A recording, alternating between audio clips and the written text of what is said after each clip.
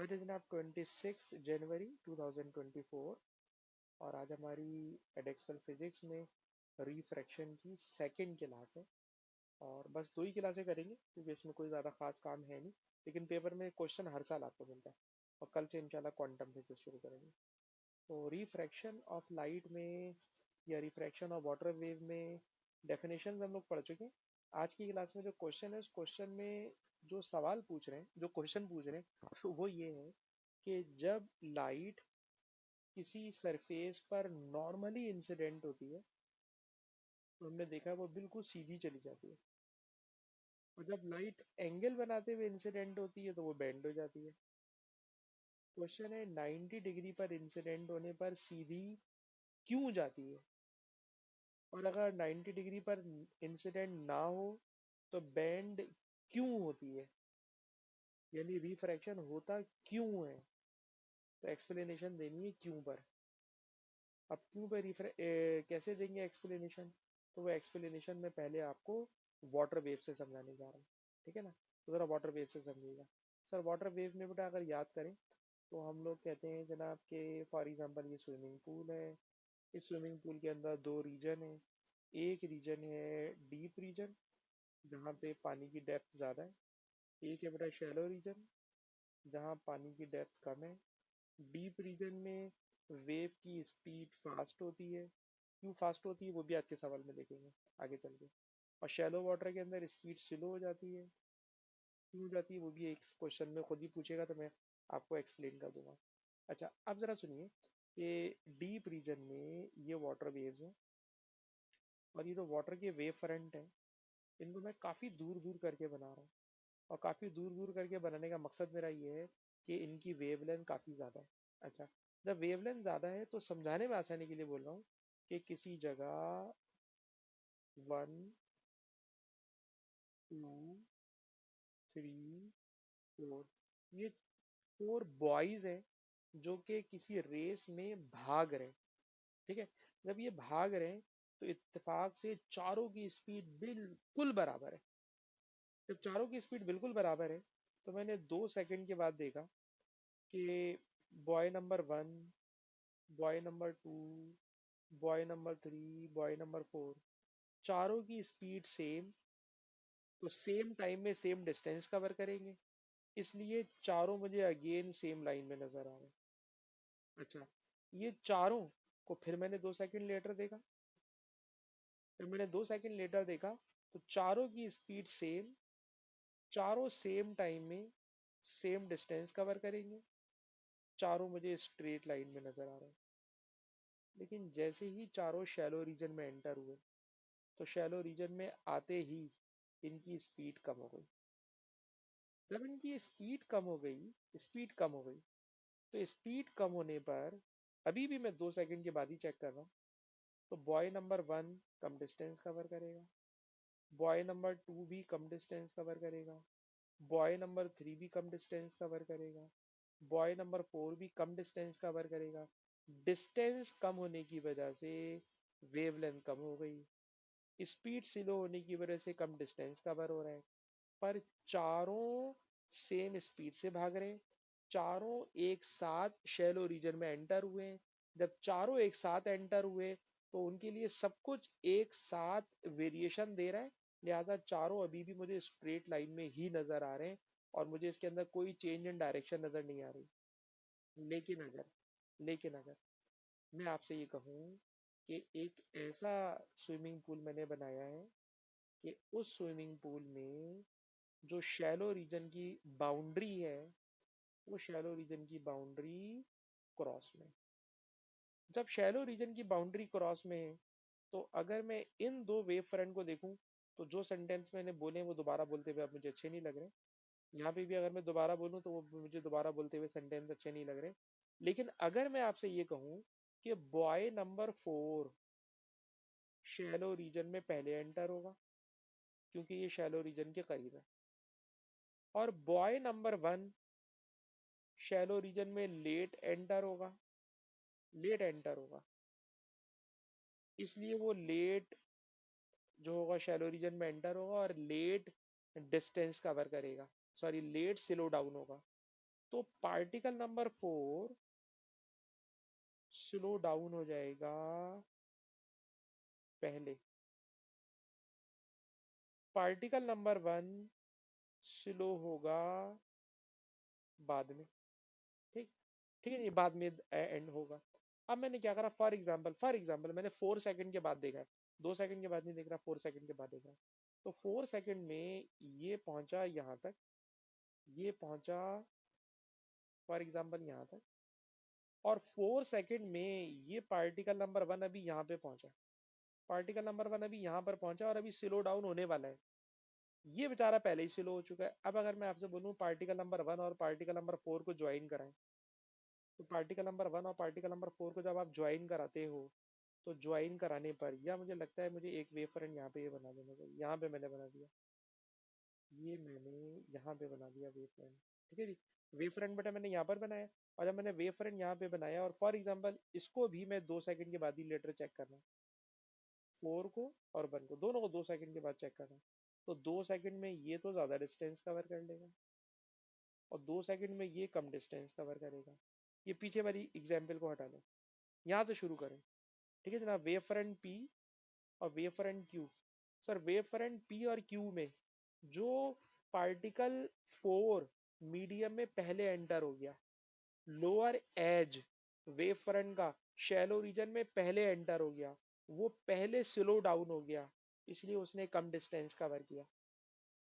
जबकि ये वाला एज, ये वाला एज या ये वाला पार्टिकल सर शैलो रीजन में बाद में एंटर होगा, बाद में स्लो डाउन होगा, तो काफी देर तक ये फास्ट रहा है, इसलिए पार्टिकल नंबर 1 ने ज्यादा डिस्टेंस कवर कर लिया, पार्टिकल नंबर 4 ने कम डिस्टेंस कवर किया। तो अब आपको देखने में साफ नजर आ रहा है कि वेव फ्रंट की शेप बेंड हो गई है, वेव फ्रंट बेंड हो गया है। और वेव फ्रंट का बेंड होने का मतलब वेव पहले यूं जा रही थी, अब अगर देखा जाए तो वेव इस डायरेक्शन में जा रही है। वेव क्या हो गई, देखने में लग रहा है कि बेंड हो गई है, उसकी डायरेक्शन में चेंज आ गया है, और डायरेक्शन में आने वाला change it is called refraction. यही वर्डिंग अभी मैं ऊपर लिखने जा रहा हूँ, यही वर्डिंग अभी मैं ऊपर लिखने जा रहा हूँ।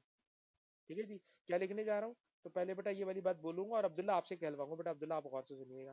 कहते हैं सर जब शैलो रीजन की बाउंड्री वेव के साथ परपेंडिकुलर होती है, जब शैलो रीजन की बाउंड्री वेव के साथ, ये वेव है सर, वेव के साथ परपेंडिकुलर होती है, तो वेव फ्रंट का हर पार्टिकल बाउंड्री को सेम टाइम में क्रॉस करता है, सारे पार्टिकल एक साथ स्लो डाउन होते हैं, हर पार्टिकल अब एक साथ कम डिस्टेंस कवर करता है, इसलिए देखने में लगता है कि तमाम particle on the same wave front एक ही लाइन में आ रहे होते हैं।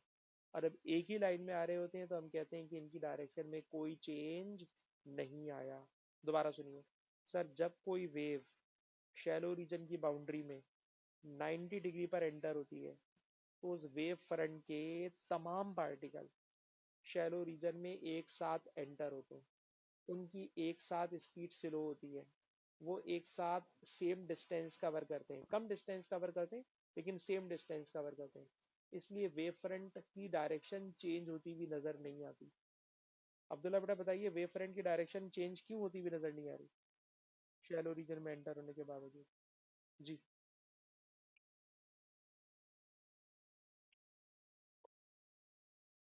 हाँ हाँ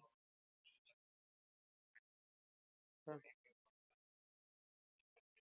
हाँ, सही से एक साथ स्लो होते हैं, एक साथ कम डिस्टेंस कवर करते हैं, और जब हर चीज एक साथ हो रही होती है तो हमें वेव फ्रंट के अंदर कोई चेंज नजर नहीं आता है। ठीक है, अच्छा वेव फ्रंट की डेफिनेशन भी आपको याद होना चाहिए क्योंकि मैं इसी सवाल पर आ रहा हूँ, तो गौर से सुनिएगा। सर वेव फ्रंट क्या था?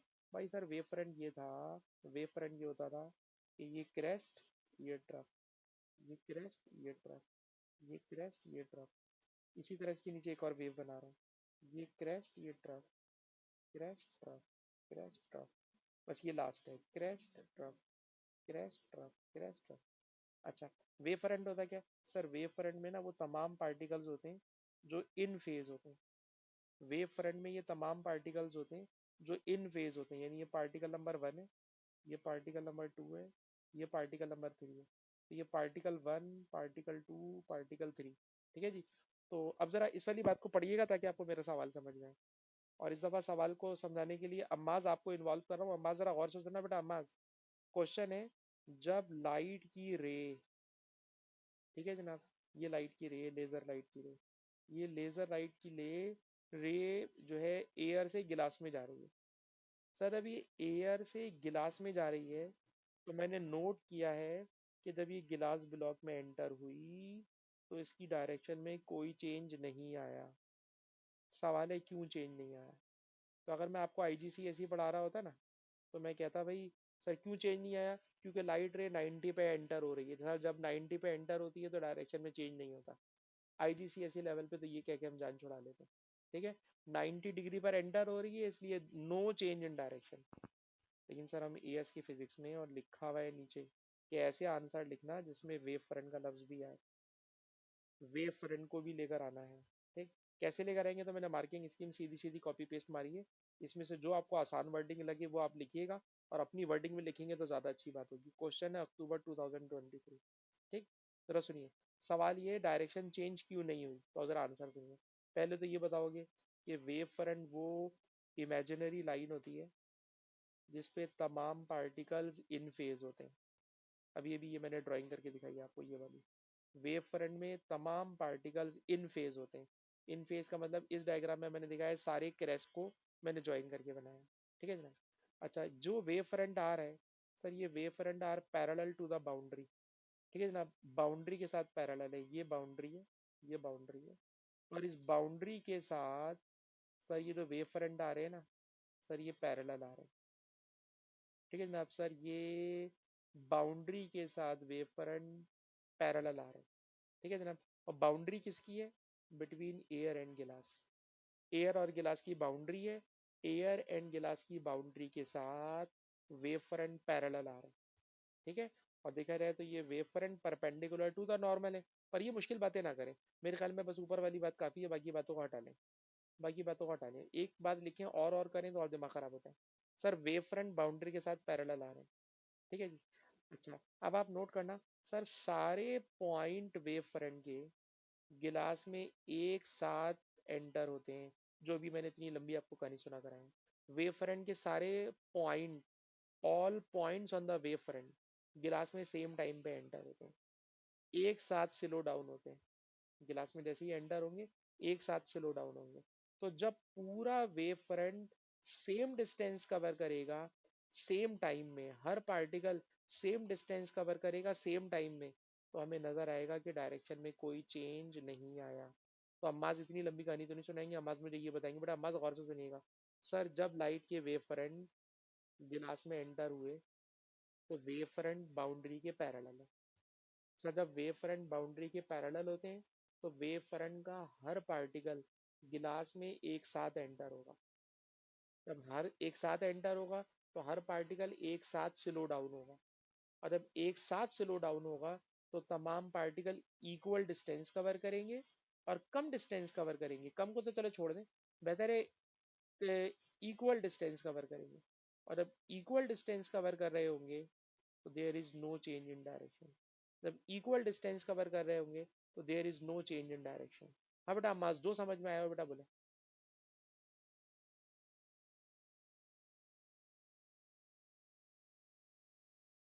हाँ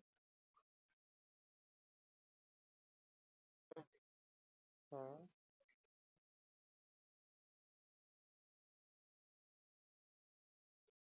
सही बात है सर, हर पार्टिकल एक साथ एंटर होगा, वेव फ्रंट का हर पॉइंट, पार्टिकल के बजाय बेहतर है पॉइंट, क्योंकि लाइट के अंदर पार्टिकल कहना मुनासिब नहीं है, लाइट की बात करें ना बेटा। तो हर point on the wave front will enter into the glass at the same time. सारे के सारे स्लो डाउन होंगे same time, they will cover distance equally. तो हमें डायरेक्शन में कोई चेंज नजर नहीं आएगा। अब जकी भाई आपसे हम उल्टा सवाल करने जा रहे हैं। हाँ बेटा बोले। मैं दोबारा समझा देता हूँ, मैं दोबारा समझा रहा था। फेज वाला पहला सेंटेंस, फेज वाला पहला सेंटेंस बेटा ये है कि अगर हम आपसे पूछें वेव फ्रंट की डेफिनेशन क्या होती है, तो आपको तो खैर बेटा हमने इंटरफेरेंस भी, अच्छा नहीं नहीं जकी हैं आप ना, आपको भी इंटरफेरेंस मुझे याद आ रहा है, मैंने नहीं पढ़ा हुआ। अच्छा जी देखिए बेटा, ये एक वेव है, इसी एक वेव के नीचे मैंने एक और वाटर की वेव बना दी।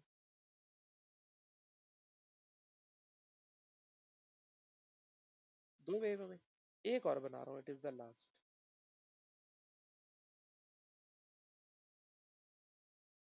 ठीक है, अब आप जरा गौर करना बेटा जकी, कि ये जो मैंने लाइन बनाई है, ये इमेजिनरी लाइन है। वेव फ्रंट रियल में नहीं होता, wave front is an imaginary line. इस इमेजिनरी लाइन में अगर आप गौर करो, particle number one, particle number two, particle number three, और अगर मैं लाइट की बात कर रहा हूँ तो मुझे बेहतर लगेगा point number one, point number two, point number three. Zaki बताना, ये तीनों पॉइंट क्रेस्ट वाले पॉइंट है या ट्रफ वाले पॉइंट है? सारे के सारे ऑल आर क्रेस्ट पॉइंट। अबे क्रेस्ट है ना यार, ऊपर वाला हिस्सा क्रेस्ट होता है ना, नीचे वाला ट्रफ होता है ना बेटा। ठीक है, ऑल आर क्रेस्ट पॉइंट। और अगर ये सारे के सारे क्रेस्ट पॉइंट हैं तो हम कहेंगे ये सारे के सारे इन फेस पॉइंट है, इन फेस पॉइंट है। और इन फेस पॉइंट्स को जब आप ज्वाइन करके लाइन बनाते हो तो उसी लाइन का नाम होता है वेव फ्रंट। तो वेव फ्रंट क्या होता है, गौर से सुना बेटा सकी। सर वेव फ्रंट एक लाइन है, इस लाइन के तमाम पॉइंट्स इन फेज होते हैं। Wave front is a line. Sir wave front एक इमेजिनरी लाइन होती है, is line joining the points which are in phase. और इन फेज का मतलब सारे के सारे पॉइंट के रेस्ट वाले होंगे या सारे के सारे पॉइंट ट्रफ वाले होंगे। और ये भी बता दूं, ट्रफ वाले कभी भी नहीं लेते, सारे के सारे पॉइंट क्रेस्ट वाले ही लेते हैं। तो क्रेस्ट वाले पॉइंट्स को ज्वाइन करके जो लाइन बनती है, क्रेस्ट वाले पॉइंट्स को ज्वाइन करके जो लाइन बनती है, this line is called wave front. तो वेव फ्रंट वो लाइन है जकी भाई, वेव फ्रंट वो लाइन है जो उन तमाम पॉइंट्स को ज्वाइन कराती है जो इन फेज होते हैं। वेव फ्रंट वो लाइन है जो उन तमाम पॉइंट्स को ज्वाइन कराती है जो इन फेज होते हैं। इन फेज का मतलब सारे के सारे पॉइंट क्रेस्ट वाले होंगे, और क्रेस्ट वाले ही होते हैं, हम लोग सारे के सारे पॉइंट क्रेस्ट वाले ही लेते हैं। तो आप देख लीजिए, मैंने जितने भी वेव फ्रंट अभी बनाए वो सारे के सारे क्रेस्ट पॉइंट्स को मिला के बनाए, और इन्हीं क्रेस्ट पॉइंट्स को मिला के जो इमेजिनरी लाइन बन रही है, सर इनके बिटवीन का जो डिस्टेंस है, it is called wavelength, it is called wavelength. Zaki बेटा ये बात समझ में आती है, व्हाट इज वेव फ्रंट? ठीक है बेटा, तो वेव फ्रंट इमेजिनरी लाइन है, और ये वो इमेजिनरी लाइन है जिसके तमाम पॉइंट्स इन फेज होते हैं। तो ये जी आपकी मार्किंग स्कीम का वो सेंटेंस है जिसको जकी ने कहा दोबारा समझाएं। तो बेटा क्या आपने ये बात पकड़ ली कि वेव फ्रंट वो लाइन है जिस पर तमाम पॉइंट्स इन फेज होते हैं। अब ये इन फेज वाले पॉइंट जब किसी बाउंड्री में एक साथ एंटर होंगे तो सर एक साथ स्लो डाउन होंगे, एक साथ उनकी स्पीड कम होगी। और जब उनकी स्पीड एक साथ कम होगी तो उनकी डायरेक्शन में हमें कोई चेंज नजर नहीं आएगा। जकी इज इट क्लियर बेटा? जकी इज इट क्लियर? ठीक है, अब मैं इसके एक उल्टे कॉन्सेप्ट पे जा रहा हूँ। उल्टा कॉन्सेप्ट, उल्टा कॉन्सेप्ट क्या, जरा वो ये वाला सवाल देखिएगा। ठीक है, मैंने कॉन्सेप्ट वाइज सवाल निकाले, वैसे अंधिया नहीं मारी है इसके अंदर, ठीक है ना। कॉन्सेप्ट वाइज बेटा सवाल निकाले, ठीक है जी। अच्छा, अब कॉन्सेप्ट वाइज ये वाला सवाल कौन सा है, तो गौर से सुनिए। सवाल यार ये है कि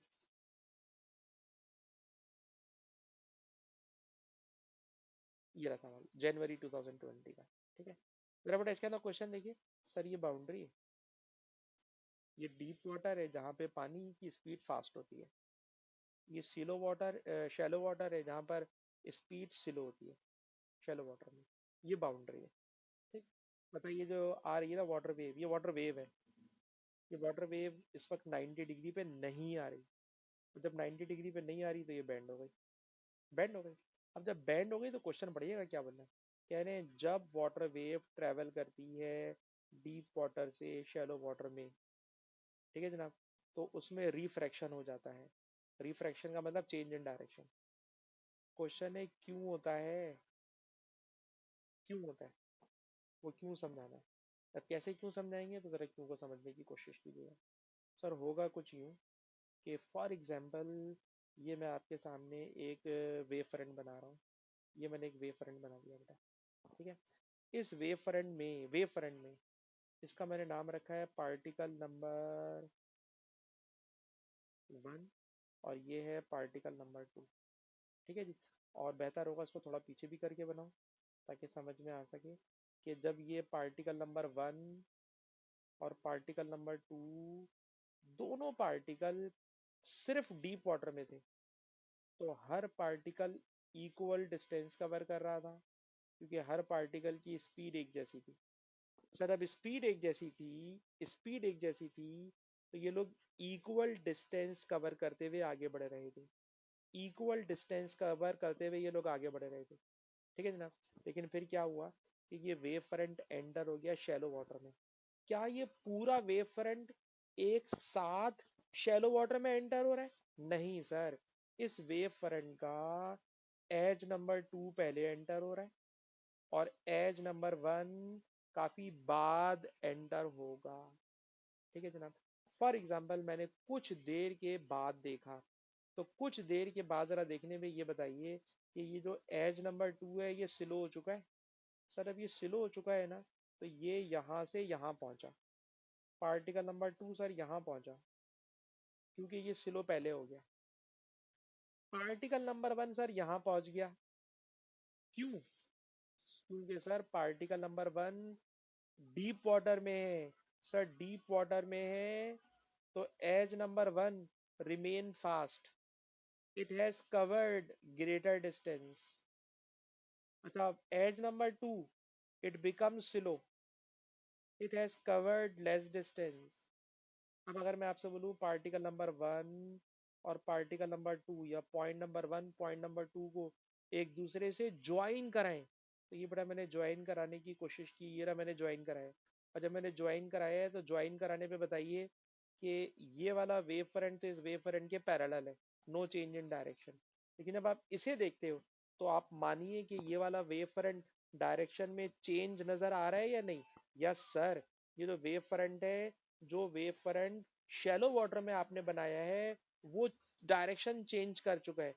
क्यों डायरेक्शन चेंज कर चुका है? तो जरा इसका आंसर सुनना, और इसका आंसर इस दफा जकी एक्सप्लेन करेंगे। जकी बेटा गौर से सुनिएगा।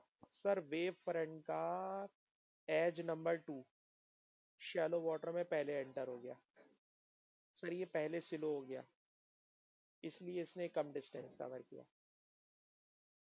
एज नंबर 1 डीप वाटर में ही भाग रहा है, सर वो स्लो हुआ ही नहीं, वो फास्ट रहा, उसने ज्यादा डिस्टेंस कवर कर लिया।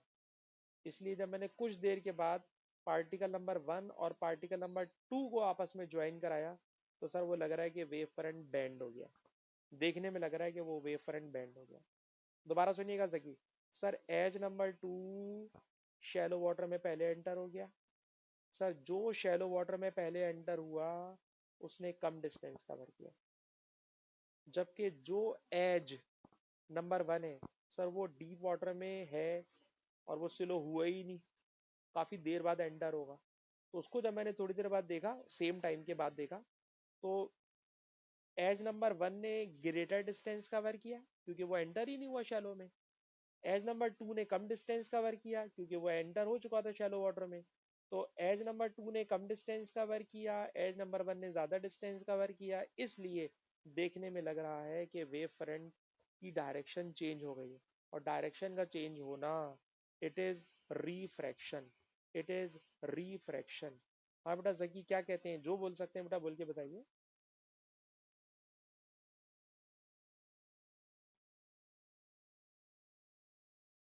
हाँ हाँ हाँ, उसने ज्यादा डिस्टेंस कवर कर लिया और फिर देखने में लग रहा है कि उसकी डायरेक्शन चेंज हो गई, ठीक है। अब बेटा अगर मैं पूरा लिखूंगा ना तो पूरा लिखने में मैं बड़ा टाइम लगा दूंगा। आपके पास ये वीडियो भी आ जाएगी और ये जो मैंने लिखा हुआ है, ऑल द ये लिखा बड़ी गंदी सी राइटिंग में, मैं सुना रहा हूँ जरा सुनना। पहले तो मैंने वेव फ्रंट की डेफिनेशन बताई है। अच्छा, फिर वेव फ्रंट जो है एंटर हो रहा है शैलो वाटर में, तो गौर से सुनना।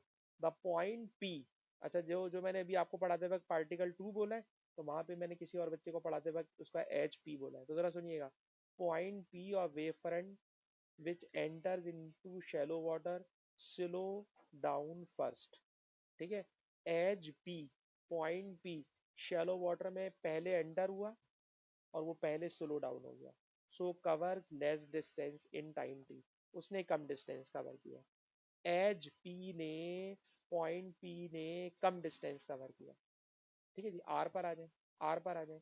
The point R of wave front enters later into shallow water, shallow water में वो बाद में एंटर हुआ है।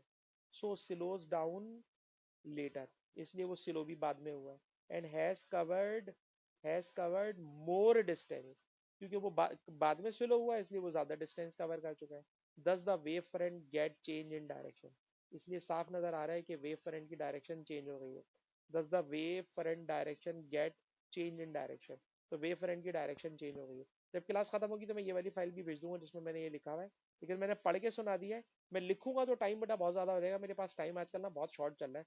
फौरन अभी अगली की मेरी क्लास शुरू हो जाएगी, तो मैं लिखने में टाइम नहीं जाया करना चाह रहा और आज इसको खत्म करना चाह रहा हूँ। तो आई होप कि आपको मेरी बात समझ में आ गई होगी कि जो कोना पहले एंटर होता है वो पहले स्लो हो जाता है, कम डिस्टेंस कवर करता है।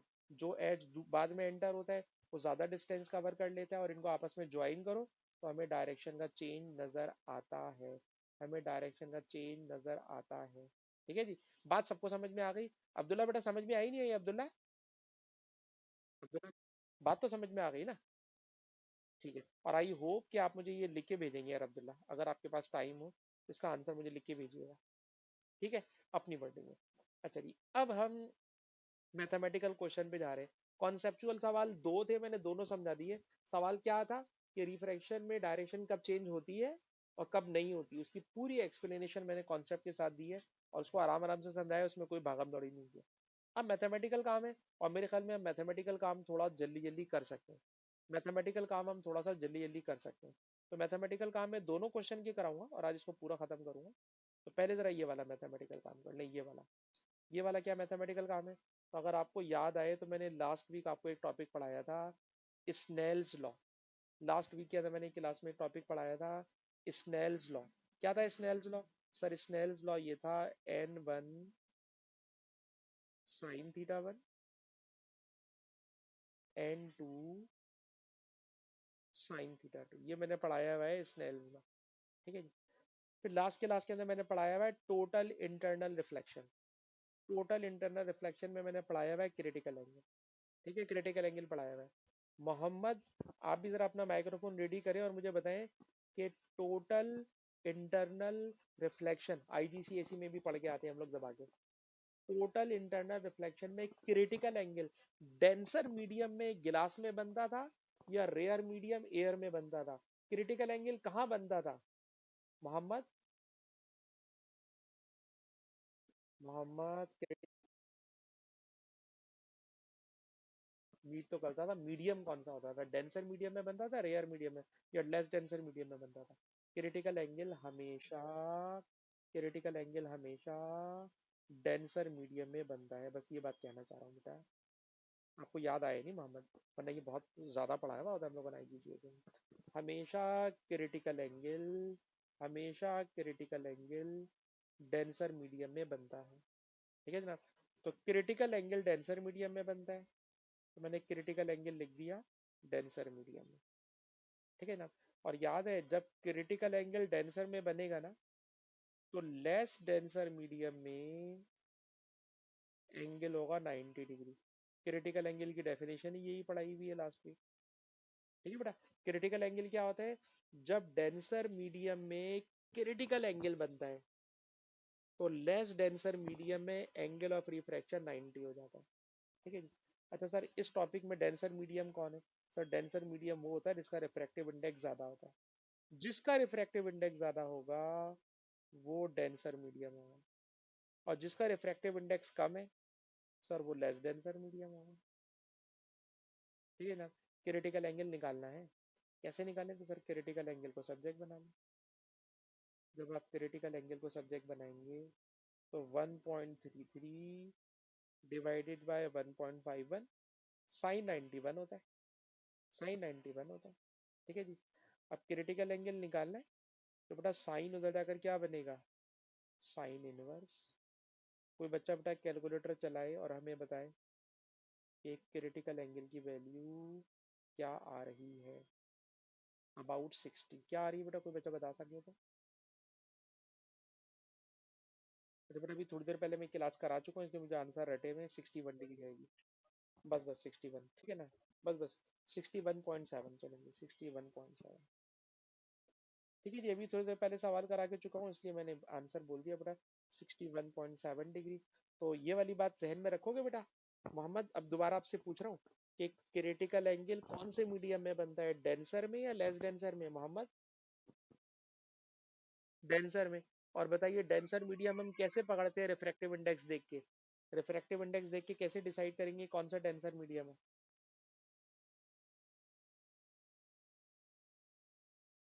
सर जिसका रिफ्रैक्टिव इंडेक्स ज्यादा होगा वो डेंसर मीडियम होगा। जिसका रिफ्रैक्टिव इंडेक्स ज्यादा होगा बेटा वो डेंसर मीडियम होगा। तो इस क्वेश्चन में जो डेंसर मीडियम है वो गिलास है, क्योंकि गिलास का रिफ्रैक्टिव इंडेक्स ज्यादा है। इसमें लेस डेंसर मीडियम पानी है, क्योंकि उसका रिफ्रैक्टिव इंडेक्स कम है। फिर मोहम्मद ने कहा कि क्रिटिकल एंगल उस वक्त बनता है जब एंगल ऑफ रिफ्रैक्शन 90 हो जाता है। ये बातें अपनी जगह सही है, ठीक है ना। तो बेटा इसको जरा थोड़ा सा प्रैक्टिस करने की जरूरत है। और ये जो लॉ मैंने अभी लिखा है इस लॉ का नाम क्या है, स्नेल्स लॉ। अब्दुल्ला बेटा ये वाली बात समझ में आई आपको अब्दुल्ला, ठीक है। और जकी बेटा आपको भी बात समझ में आ गई मैंने स्नेल लॉ किस तरह लगाया है, जकी बेटा ठीक है जी। क्योंकि सवाल आपस की बात है, कोई इतना मुश्किल नहीं है, ठीक है। सिर्फ ये वाली बात पकड़ने की जरूरत है जो मोहम्मद को याद नहीं आ रही, कि डेंसर मीडियम में क्रिटिकल एंगल बनेगा, डेंसर मीडियम का रिफ्रैक्टिव इंडेक्स ज्यादा होगा, लेस डेंसर मीडियम का रिफ्रैक्टिव इंडेक्स कम होगा, लेस डेंसर मीडियम में एंगल 90 का बन जाएगा। जो टेक्निकल बातें मैंने बेटा सारी बोल दी है, ठीक है जी। अच्छा आगे चले। ये जनाब क्वेश्चन क्या है, इस क्वेश्चन में कह रहे हैं कि कंप्लीट द डायग्राम, सारी डायग्राम कंप्लीट करनी है। अब डायग्राम कंप्लीट करने में आप क्या करोगे जरा सुनना। सर हम इस जगह पर, जब आपके हाथ में अगर ये प्रिंटेड पेज हो तभी हो सकता है सवाल। आप क्या करोगे यहाँ पे बनाओगे नॉर्मल, प्रोटेक्टर रख के 90 डिग्री पे बनाओगे नॉर्मल। नॉर्मल से ये वाला एंगल मेजर करोगे, और ये वाला जो एंगल आएगा ना, तो मुझे पता है कि ये एंगल 61.7 से बड़ा आएगा। आपको पता है अगर इंसिडेंट एंगल क्रिटिकल एंगल से बड़ा आ जाए, क्रिटिकल अभी अभी हम लोग कैलकुलेट करके चुके हैं ऊपर, अगर इंसिडेंट एंगल क्रिटिकल एंगल से बड़ा आ जाए तो सर पक्की बात है यहाँ पर होगा टोटल इंटरनल रिफ्लेक्शन। और सर अब टोटल इंटरनल रिफ्लेक्शन होगा तो लाइट जितने एंगल पर इंसिडेंट हुई है उतने ही एंगल पर रिफ्लेक्ट होगी, उतने ही एंगल पर रिफ्लेक्ट होगी। तो आपने ये लाइन बनानी है, बस सिर्फ ड्राइंग करनी है और कुछ भी नहीं करनी, ठीक है ना। लेकिन कैसे ड्राइंग करनी है, ये वाला एंगल मेजर करोगे, और मेजर करके जितना एंगल यहाँ बनेगा बिल्कुल सेम एंगल मेजर करके यहाँ पर आप टोटल इंटरनल रिफ्लेक्शन ड्राइंग करनी है। And it is a 3 mark question, ठीक है जनाब। तो ये तो मेरे ख्याल में हम आईजीसीएसई में भी इस लेवल का सवाल कर सकते थे, इसमें से कोई मुश्किल चीज़ नहीं थी। अरे है, ये सवाल समझाना बहुत मुश्किल काम है, ये वाला सवाल समझाना बहुत मुश्किल काम है। अभी भी स्टूडेंट को समझा के चुका हूँ तो इसलिए और थोड़ा सा मुझे डर लग रहा है इसको समझाते हुए। तो सुनिए बट इसमें हो क्या रहा है, पहले जरा विजुअलाइज कीजिए हो क्या रहा है, जरा गौर से सुनिए। आप लैब में हो, केमिस्ट्री की लैब में हो, केमिस्ट्री की लैब में टीचर ने आपको एक पानी का बीकर दे दिया है। ये पानी का बीकर का टॉप है, ठीक है जनाब। ये पानी के बीकर का टॉप है, या बल्कि मैं गलत बना रहा हूँ सर, ये पानी का बीकर है। और इस पानी के बीकर को आपने अपने हाथ से होल्ड किया है, और ये आपकी फिंगर में, ये आपके फिंगर में, ठीक है जनाब। तो अब्दुल्ला ये विजुअलाइज हुआ मैंने क्या करने की कोशिश की, मैंने क्या की, एडेक्सल वाले ने जो कोशिश की और कैमरे से पिक्चर ली हुई है, तो पहुंच रहे हो यहाँ तक कि किसी बच्चे ने एक गिलास के बीकर को जिसमें पानी भरा हुआ है, गिलास का बीकर है, और सर गिलास के बीकर में पानी भरा हुआ है, गिलास बीकर पानी भरा हुआ है, और इसको आपने अपने हाथ से होल्ड किया हुआ है, और हाथ से होल्ड करने पे आपका फोटोग्राफ लिया हुआ है किसी ने ऊपर से। अब्दुल्ला पहुंचे यहाँ तक? अब्दुल्ला ठीक है जी। पहली बात तो यहाँ तक पहुंच गए कि भाई ऐसा हो रहा है। अच्छा, दूसरी बात पर है, ये बताइए हमारे हाथ में बेटा जो अल्लाह ताला ने फिंगर प्रिंट्स रखे हैं, उन फिंगर प्रिंट्स में अगर हम देखें तो जो फिंगर प्रिंट्स होते हैं ना, उन फिंगर प्रिंट्स में रिजेस एंड वैलीज होती हैं। ठीक है ना? रिजेस एंड वैलीज होती हैं। अब ये जो रिजेस होती है, रिजेस का मतलब होता है स्किन का वो हिस्सा जो स्किन से उभरा हुआ हो, बाहर की तरफ निकला हुआ हो, इम्बोज हुआ हुआ, इट इज कॉल्ड रिजेस। और दूसरा लफ्ज है वैली। वैली का मतलब वो हिस्सा होता है जो फिंगर में अंदर की तरफ कंप्रेस हुआ हुआ होता है, दबा हुआ होता है। तो फिंगर प्रिंट्स में जो फिंगर प्रिंट्स बनते हैं उसमें हमें लाइनें नजर आ रही होती हैं। तो जो लाइन नजर आ रही होती है, इट इज रिजेस। और जो बीच का वाला पोर्शन होता है जो हमें अंदर की तरफ दबा हुआ नजर आता है, इट इज कॉल्ड वैलीज। ठीक है। तो पहली बात ये वाली बात भी पक्की कर लें, क्योंकि सवाल करते वक्त ये टर्म बार बार यूज होगी कि फिंगर प्रिंट्स में क्या होता है। सर फिंगर प्रिंट्स में series of ridges and valleys होती है। ठीक है जनाब। और ये जो रिजेस एंड वैलीज हैं, ये हमें सरफेस ऑफ फिंगर पे मिलती हैं। ठीक है। अच्छा, जो वैलीज होती हैं जो अंदर की तरफ दबी हुई होती हैं, उनमें एयर ट्रैप हो जाती है। उसमें एयर ट्रैप हो जाती है। और जब एयर ट्रैप हो जाती है, तो जब आप फिंगर को प्रेस करते हो गिलास के ऊपर, तो गिलास के ऊपर प्रेस करने से, अगर आप इस चीज को देखें बेटा, ये वाली चीज को देखें, तो इतने पोर्शन में आपको फिंगर प्रिंट्स नजर आएंगे। और वो जो फिंगर प्रिंट्स नजर आएंगे, उन फिंगर प्रिंट्स के ऊपर अभी इन्होंने ये सवाल बना दिया भाई। उन फिंगर प्रिंट्स के ऊपर इन्होंने सवाल बना दिया। अब सवाल क्या बनाया है, सवाल मैं बाद में समझाऊंगा। सवाल में क्या बोलना है उसको मैं बाद में समझाऊंगा। अलबत्ता अभी यहाँ तक की जितनी बात हुई, इतनी बात में आप में से किस बच्चे को तंग करूँ, गौर करने दो मुझे। अम्मास तुम्हें तंग करना चाह रहा हूँ मैं। अम्मास भाई, अम्मास, अम्मास माइक्रोफोन पर है? अम्मास यार माइक्रोफोन रेडी कर लो, सवाल है गंदा सा, मैं क्या करूँ। सवाल ये अम्मास यार ये बताओ, हमारे हाथ की फिंगर में सरफेस पे जो फ्रिंजेस फिंगर प्रिंट्स होती हैं, इन फिंगर प्रिंट्स के बारे में आप क्या समझ में आई ये बात जो मैं अंडरलाइन कर रहा हूँ, जरा इसके ऊपर मुझे बताओ। समझा तो मैं चुका हूँ, फिंगर प्रिंट्स में क्या खास बात होती है?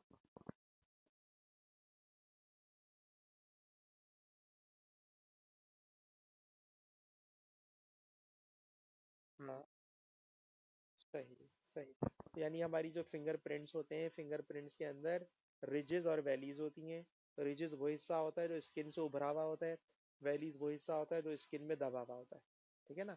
स्किन में दबा हुआ होता है। जब आपने सर इसको होल्ड किया, तो अब ऊपर की कहानी छोड़ दो और अब सवाल पर आ जाओ।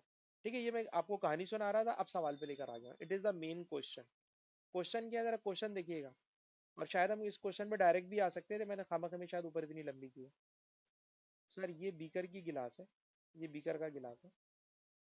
इस बीकर की गिलास के ऊपर जब आपने फिंगर की सरफेस को लाके रखा, तो कह रहे हैं ये फिंगर की सरफेस है। सर इस फिंगर की सरफेस में आपको पता है रिजेस होती हैं। जो रिज है वो रिज ये वाला पोर्शन है जिसको मैं शायद ग्रीन कलर से हाईलाइट करने जा रहा हूँ। ये रिज है। ठीक है ना? अब रिज, रिज का मतलब उभरा हुआ हिस्सा। बताइए, जब ये उभरा हुआ हिस्सा होगा तो उभरा हुआ हिस्सा गिलास की बाउंड्री के साथ चिपक जाएगा। उभरा हुआ हिस्सा गिलास की बाउंड्री के साथ चिपक जाएगा। और जब ये गिलास की बाउंड्री के साथ चिपकता है, तो एक और नई बात सुनिएगा जो उन्होंने बात बताई है, और से सुनिएगा। कहते हैं स्किन का रिफ्रैक्टिव इंडेक्स और गिलास का रिफ्रैक्टिव इंडेक्स सेम है। ठीक है ना? और याद रखिएगा, अब दोनों का रिफ्रैक्टिव इंडेक्स सेम होगा, तो अब दोनों का रिफ्रैक्टिव इंडेक्स सेम होता है, तो लाइट अंदर ट्रांसमिट हो जाती है। लाइट अंदर ट्रांसमिट हो जाती है। और अगर लाइट अंदर ट्रांसमिट हो गई, तो लाइट अंदर ट्रांसमिट होके स्किन के अंदर एब्जॉर्ब हो जाती है। और जब स्किन में जाकर एब्जॉर्ब हो जाती है तो सर जो लाइट, ये लाइट है, ये लाइट स्किन पर पड़ेगी। और मैंने क्या बताया, ये रिज है, उभरा हुआ हिस्सा है, गिलास के साथ इन कांटेक्ट है, और गिलास का रिफ्रैक्टिव इंडेक्स और स्किन का रिफ्रैक्टिव इंडेक्स ये बता रहे हैं सेम है। तो लाइट स्किन के अंदर एब्जॉर्ब हो जाती है, और जब स्किन के अंदर एब्जॉर्ब हो जाती है तो रिफ्लेक्ट नहीं होती आंख की तरफ। और अब आंख की तरफ रिफ्लेक्ट नहीं होती तो इस जगह पर हमें डार्क यानी अंधेरा नजर आता है, क्योंकि वहां से रिफ्लेक्शन ही नहीं हो रहा। दोबारा सुनना सर, जब लाइट रिज एरिया पर पड़ती है, रिज स्किन का उभरा हुआ हिस्सा, तो रिज गिलास के साथ इन कांटेक्ट है, सारी की सारी लाइट गिलास के थ्रू रिज यानी स्किन में एब्जॉर्ब हो जाती है, लाइट टकराकर आंख तक नहीं पहुंचती है, इसलिए इस जगह पर हमें डार्कनेस नजर आती है। लास्ट सेंटेंस, जब लाइट रिज पर पड़ती है तो रिज में लाइट एब्जॉर्ब हो जाती है, इसलिए टकराकर आंख तक नहीं पहुंचती है, इसलिए रिज वाला एरिया मुझे डार्क नजर आता है। 3 दफा मैंने ये वाली बात बोली, और अब जरा यहाँ पे लेकर आ रहा हूँ क्या, कि लाइट, ठीक है जनाब, रिफ्रैक्ट, रिफ्रैक्ट के बजाय बेहतर लफ्ज है ट्रांसमिट हो जाती है, एब्जॉर्ब हो जाती है इनटू द फिंगर, फिंगर में एब्जॉर्ब हो जाती है, और फिंगर की स्किन में वहां एब्जॉर्ब होती है जहां रिजेस होती है, और जहां लाइट एब्जॉर्ब हो गई वो एरिया मुझे डार्क नजर आएगा, और ये वो एरिया होगा जो गिलास और स्किन दोनों के साथ इन कांटेक्ट होगा। गिलास और स्किन जहां इन कांटेक्ट होगी वहां पे लाइट एब्जॉर्ब हो जाएगी। सर जब वो वहां पे लाइट एब्जॉर्ब हो जाएगी तो टकराकर आंख तक नहीं पहुंचेगी, इसलिए वो हिस्सा मुझे डार्क नजर आएगा, इसलिए वो हिस्सा मुझे डार्क नजर आएगा। अब्दुल्ला यार बताओ क्या हो रहा है, ये डार्क एरिया मुझे क्यों नजर आ रहा है, जल्दी से अब्दुल्ला बेटा बताओ। 3 4 दफा मैं एक बात समझा चुका हूँ। अब्दुल्ला बेटा,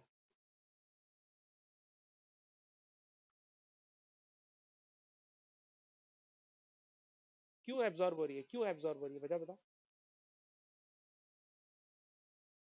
गिलास का रिफ्रैक्टिव इंडेक्स और स्किन का रिफ्रैक्टिव इंडेक्स सेम है। सर जहां रिफ्रैक्टिव इंडेक्स सेम होगा तो लाइट को पता ही नहीं चलेगा मीडियम चेंज हुआ है, इसलिए लाइट गिलास के थ्रू स्किन में चली जाएगी, और जब स्किन में चली जाएगी तो स्किन में जाके एब्जॉर्ब हो जाएगी।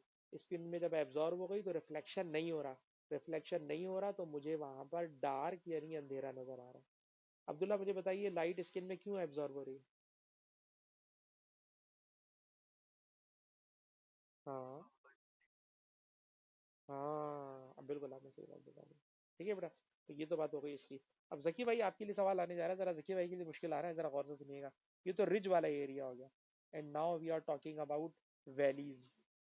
वैली क्या है तो जरा गौर से सुनिएगा। सर ये स्किन में दबा हुआ हिस्सा है, सर ये स्किन में दबा हुआ हिस्सा है।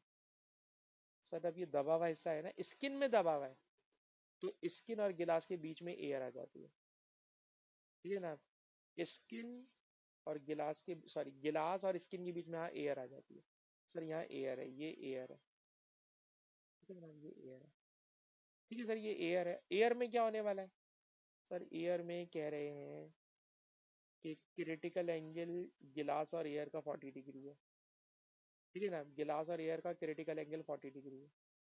तो जो लाइट वैली एरिया में पड़ती है ना सर, वो कर जाती है टोटल इंटरनल रिफ्लेक्शन, क्योंकि इसका इंसिडेंट एंगल 40 डिग्री से ज़्यादा है, तो ये टोटल इंटरनल रिफ्लेक्शन करके आंख पर पहुंच जाती है। जो लाइट वैली एरिया पर इंसिडेंट होती है वो कर जाती है टोटल इंटरनल रिफ्लेक्शन, और टोटल इंटरनल रिफ्लेक्शन करके वो हमारी आंख तक पहुंच जाती है, इसलिए वैली वाला पोर्शन हमें ब्राइट नजर आता है। तो जरा सुनिएगा, वो लाइट का पोर्शन, वो लाइट का पोर्शन जो गिलास से वैली वाले एरिया में जाता है तो वहां पे हो जाता है टोटल इंटरनल रिफ्लेक्शन, और टोटल इंटरनल रिफ्लेक्शन की वजह से लाइट वहां से जब टकरा कर आंख तक पहुंचती है तो वो पोर्शन हमें ब्राइट एरिया नजर आता है। लाइट एरिया के बजाय ब्राइट एरिया कह देता तो मेरे ख्याल में ज्यादा अच्छी वर्डिंग होती, क्योंकि यहाँ पे उसने टर्म यूज की है डार्क एरिया। तो ऊपर डार्क एरिया है तो उसका अपोजिट वर्ड होना चाहिए था ब्राइट एरिया। तो ब्राइट एरिया मुझे नजर आएगा वहां पर सर, जहां पर हो रहा होगा टोटल इंटरनल रिफ्लेक्शन। सर आप टोटल इंटरनल रिफ्लेक्शन की टर्म क्यों बोल रहे हैं?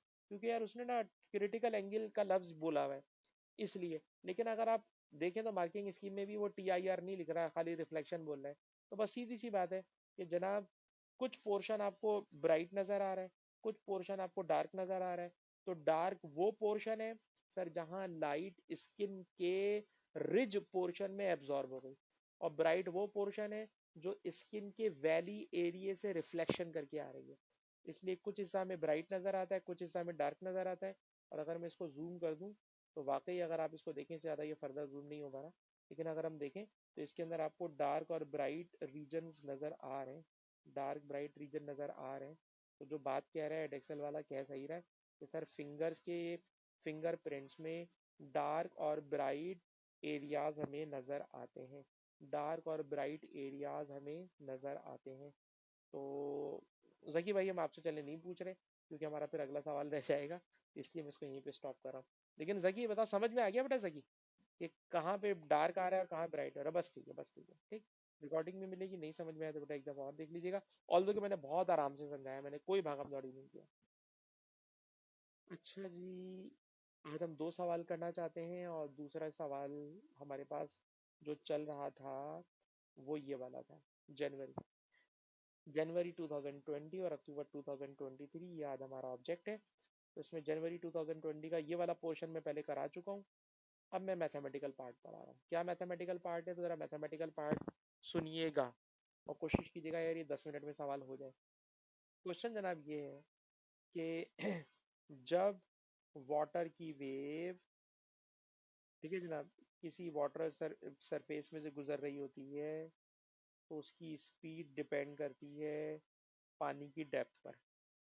ठीक है जनाब, जहाँ पानी की डेप्थ ज़्यादा होती है वहाँ स्पीड ज़्यादा होती है, जहाँ डेप्थ कम होती है वहाँ स्पीड कम होती है। ठीक है जनाब, और ख़ुद बता रहे हैं कि डीप वाटर में स्पीड का फार्मूला ये है, ये डीप वाटर में, और शैलो वाटर में स्पीड का फार्मूला ये है। अच्छा बेटा, मेरे ख्याल में ना ज़रा इसको, जो मैंने ग्रीन बॉक्स बनाया है, इस ग्रीन बॉक्स को बेटा आप अपने पास कॉपी में लिखें, और लिख लें एक डीप वाटर की स्पीड है और एक शैलो वाटर की स्पीड है। लिखे बगैर ये सवाल नहीं पकड़ पाओगे बेटा, नहीं पकड़ पाओगे सवाल। ठीक है ना? तो ये दो स्पीड उन्होंने बता दी है, एक डीप वाटर में और एक शैलो वाटर में, दो स्पीड्स उन्होंने बता दी है। ठीक है जी? और मैंने भी इतना पोर्शन स्क्रीनशॉट कर लिया है ताकि मैं इतने पोर्शन को पकड़ के सवाल के अगले पार्ट में आपको लेके जा सकूं। ठीक है जी, मैंने दो स्पीड्स लिखी हैं। एक स्पीड लिखी है, अच्छा जी, एक स्पीड मैंने लिखी है डीप रीजन में, और एक को मैंने लिखा है शैलो रीजन में। और ये मुझे इसे स्क्रीनशॉट नहीं करने दे रहा किसी वजह से। ठीक है, रहने दो, मत करें। अच्छा जी, अब जरा इस पर आ जाए। पूछ क्या रहे, जरा वो दोनों फार्मूले आपने लिखे हुए ख्याल रखिएगा। कह रहे हैं एंगल ऑफ इंसिडेंस 40 डिग्री है, एंगल ऑफ रिफ्रैक्शन कैलकुलेट करना है। ठीक है यार, अब्दुल्ला मुझे ये बताओ, angle of incidence, angle of refraction कौन से फॉर्मूले में आता है? सिर्फ ये बता दो, angle of incidence, angle of refraction कौन से फॉर्मूले में आता है? मैंने लिख दिया जी, साइन आई ओवर साइन। अच्छा बेटा, sine i upon sine r में भी याद करो कि ये फार्मूला जब होता है जब हम एयर से गिलास में जा रहे होते थे, और एयर का मतलब होता है जहाँ स्पीड ऑफ लाइट फास्ट होती है, और गिलास का मतलब होता था जहाँ स्पीड ऑफ लाइट स्लो हो जाती है। यहाँ पर स्लो स्पीड के लिए शैलो रीजन है, और यहाँ पर फास्ट स्पीड के लिए डीप रीजन है। अच्छा, फिर ज़रा याद करें कि वहाँ पर जब हम पढ़ा करते थे IGCSE में, तो वहाँ लिखा करते थे speed of light in air, air के बजाय यहाँ पे लिख रहा हूँ fast region, divided by speed of wave in slow region. ठीक है। अच्छा, अब आप बेटा ये मुझे बताइए अब्दुल्ला कि फास्ट रीजन डीप होता है या शैलो होता है? Fast region, fast region deep होता है या शैलो होता है? तो सर फास्ट रीजन हमेशा डीप वाटर होता है, डीप वाटर में स्पीड ज़्यादा होती है। और उसका फॉर्मूला दिया हुआ है, क्या फॉर्मूला दिया हुआ है सर? फॉर्मूला दिया हुआ है under root g lambda upon 2 pi, under root g lambda upon 2 pi. Sir ये जो under root g lambda upon 2 pi है, it is speed of wave in faster region that is deep water. और नीचे क्या है sir? Speed of wave in slow region that is shallow region. और उसमें formula लिखा हुआ अंडर रूट जी टी। ठीक है जी, अंडर रूट जी टी लिखा है। तो जो बच्चे बेटा मैथमेटिक्स पढ़ते हैं उनको ये बात पता है कि जब दो अंडर रूट वाली क्वांटिटीज डिवाइड हो रही हो ना, तो दोनों को एक ही अंडर रूट में लिख सकते हैं। और जब आप एक ही अंडर रूट में लिखोगे तो जी लेमडा अपॉन 2 पाई ये रहा। ठीक? और ये जो under root g d upon 1 है, इसको पलटो तो ये बन जाएगा 1 अपॉन जी डी। ये मैंने इसको पलट के लिखा है, रेसिप्रोकल कर दिया। इसको ऊपर लेकर आए हो ना बेटा, तो ऊपर लाने पे मैंने जी डी अपॉन वन को बना दिया 1 अपॉन जी डी। फायदा सर, फायदा ये हुआ कि इस वाले जी से ये वाला जी क्या हो गया? कैंसिल। और अब कैंसिल हो गया तो बस खत्म खत्म खत्म सवाल। Sine i upon sine r, sine i upon sine r is equal to under root lambda upon 2 pi d, under root lambda upon 2 pi d. ठीक है जी। अब आप जरा देखिएगा क्या क्या वैल्यूज दी हुई है इसमें। सर एंगल ऑफ इंसिडेंस दिया हुआ है 40 डिग्री, एंगल ऑफ इंसिडेंस दिया हुआ है 40 degree. Angle of refraction, sir angle of refraction तो कैलकुलेट करना। लेमडा, सर लेमडा 15 मीटर है। टू कांस्टेंट है, पाई कांस्टेंट है। डेप्थ में वो तंग करेगा। अब्दुल्ला यार देख के बताओ, डेप्थ उसने दो दी हुई है, कौन सी वाली डेप्थ लिखूंगा और क्यों लिखूंगा? डेप्थ कौन सी वाली लिखूंगा और क्यों लिखूंगा? अब्दुल्ला हमारे साथ हैं? हाँ बोले बोले।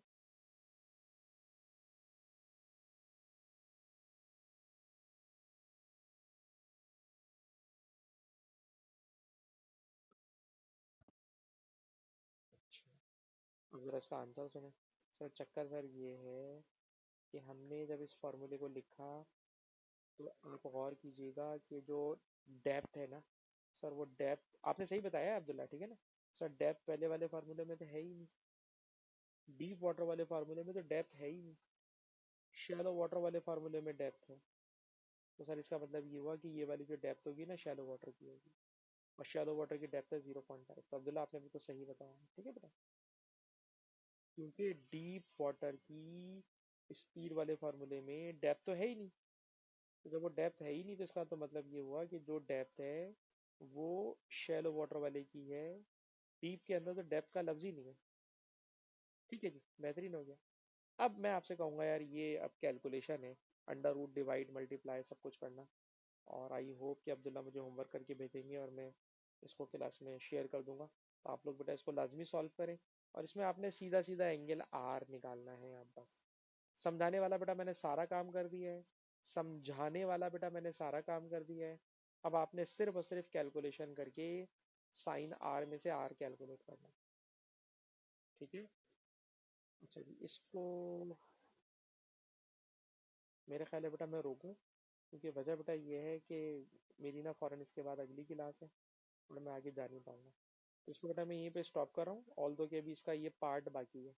इसका भी ये वाला पार्ट बाकी है और ये पार्ट आप खुद से नहीं कर सकते, अच्छा खासा भारी पार्ट है।